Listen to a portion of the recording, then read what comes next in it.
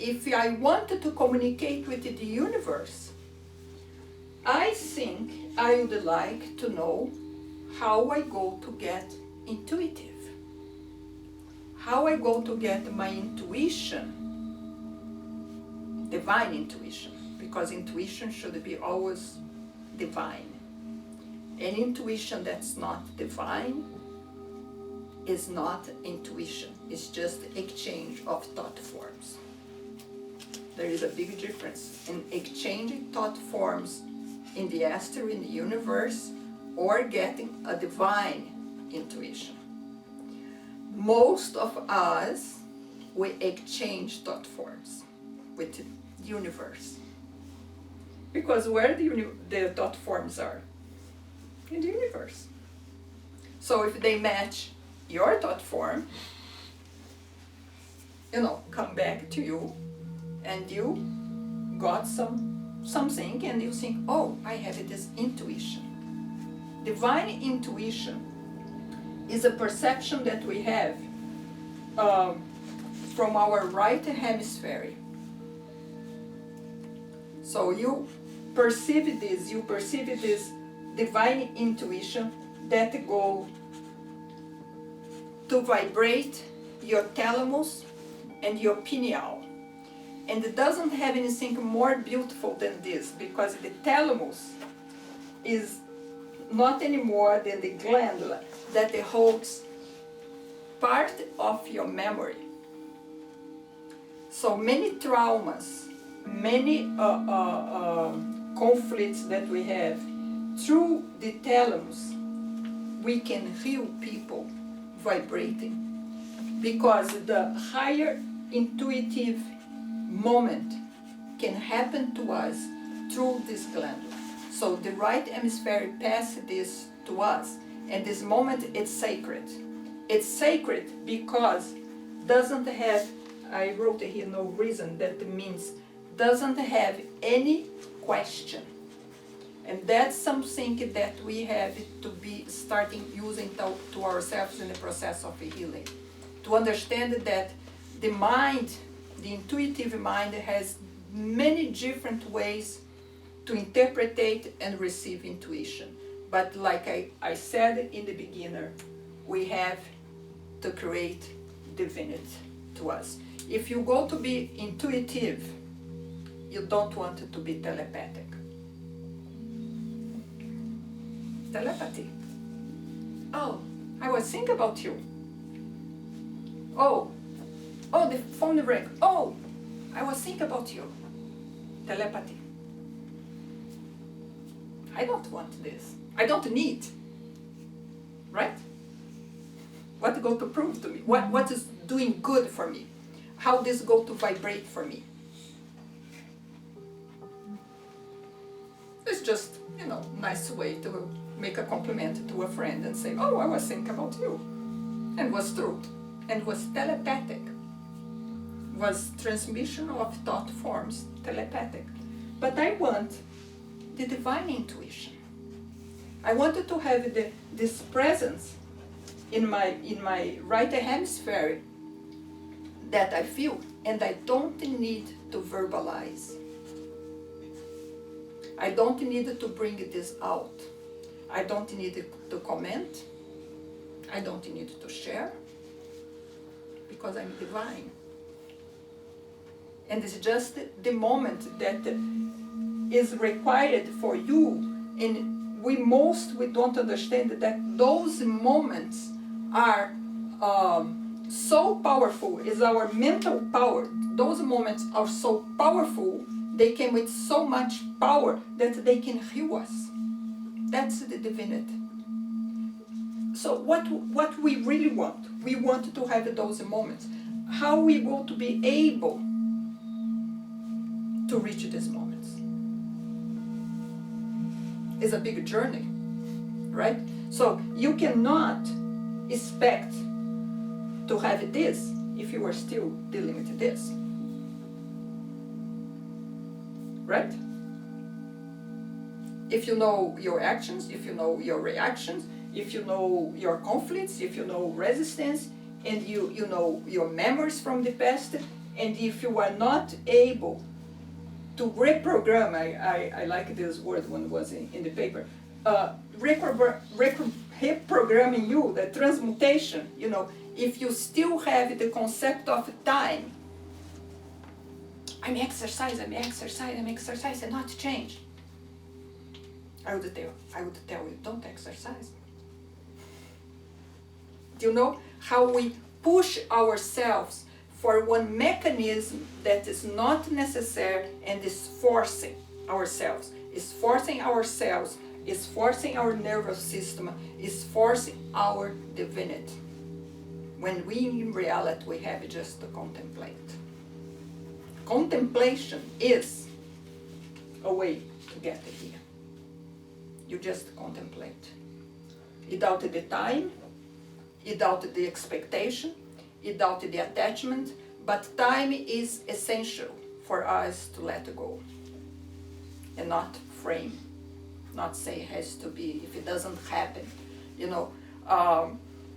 I don't know, I'm not familiar too much, but I think late in the days, I don't know, people would say, oh God, if you give me this, I give you that. When I do that, I don't eat chocolate for 6 months, but if you give me, and then you wonder how this works in the astral, in the universe, how this bargain works, based in time, based in your sacrifice of not eating chocolate, how this really works.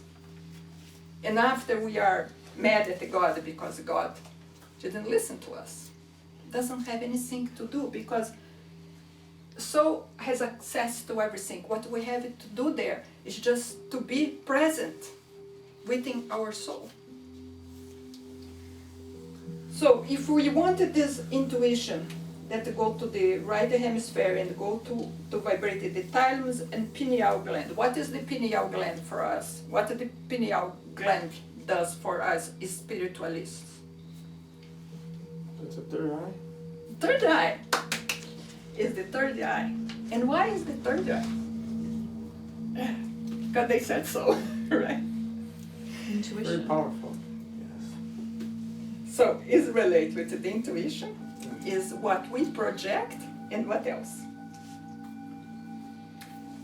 We said that the soul resides in the heart, right? That's our soul. What resides in the pineal? How we can transport ourselves, how we can enhance and make this extension of ourselves through the third eye, Shidha eye.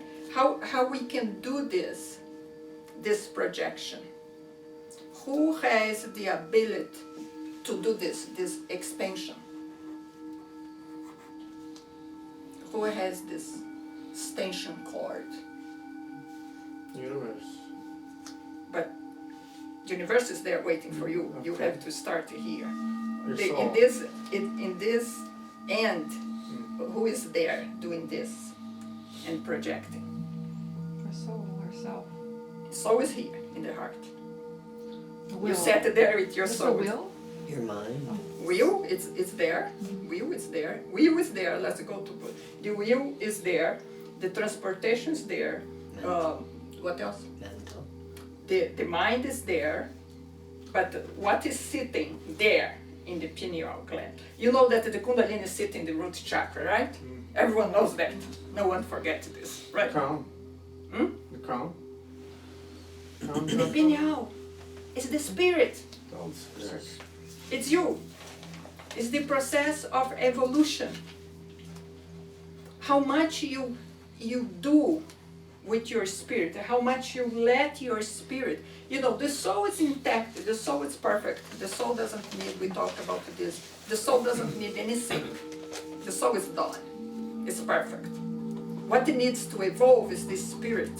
So how much opportunities we give to the spirit to do this? How many times we go to say, I wanted to receive divine intuition.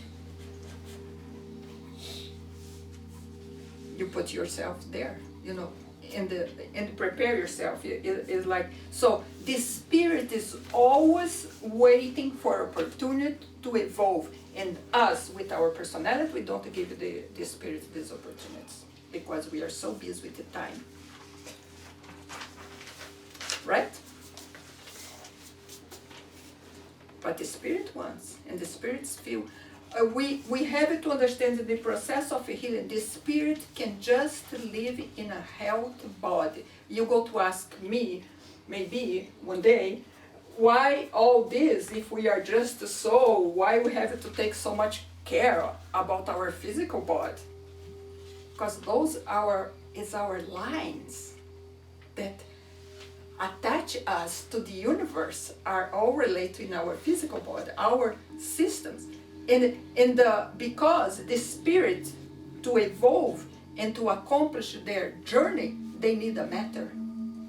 They need a physical body. A spirit cannot fly and stay free from a physical body to accomplish their journey. They need a physical body. So it's up to us to take care of our body. In the sense, not to damage the currents of energy, not to damage the bioenergetic, not to damage the energetic. And that's, I think, is the main thing, that we don't arrive here with instructions. Right? We arrive in the hospital, most of us, with medication. That right away, they change our structure, who we are. You know, the magnetism, the energetic, you know, is being changed. You know, so that's what we have to be very careful, not to let this to happen, because the physical body and the spirits, they work together. You know, one supporting. You know, the spirits are here supporting. I wanted to meditate. I want to have divine intuition. I want to have this opportunity, you know. But if we don't give a good care to our physical body in the sense of the prana that we talked before, and follow the simple things, massaging your feet, you know, prana water, little things that we can do, and the body starts being weak, a spirit cannot survive in a sick body. That's the only reason. The spirit doesn't have the essentials of life, don't have the energy that needs to vibrate, to accelerate our organs, to accelerate our systems. If we don't have this working well, in accordance, you know, with our age, you know, everything can go in the right direction, you know, the spirit cannot. That's the reason. Because otherwise, the spirit would stay there forever, right? Doesn't matter how the body was feeling, the spirit would stay. But there is you know, the nature, the universe is so perfect. There is time. The time, you know, for us to continue, not the time to end. That's another concept that we have to change. We don't end. We move. You know, we keep going, you know. So when we receive intuition and we are not really sure if this is divine intuition, and most of the time they are not,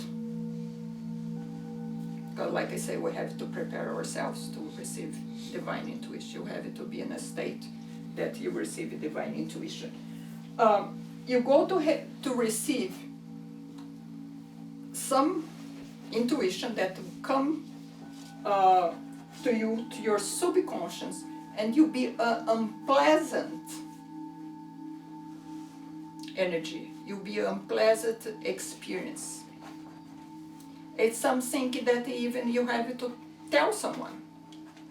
Oh, I have this. I'm not sure. Do you think it was? No. If it's divine, it's divine. No words. It's just divine. Just present itself.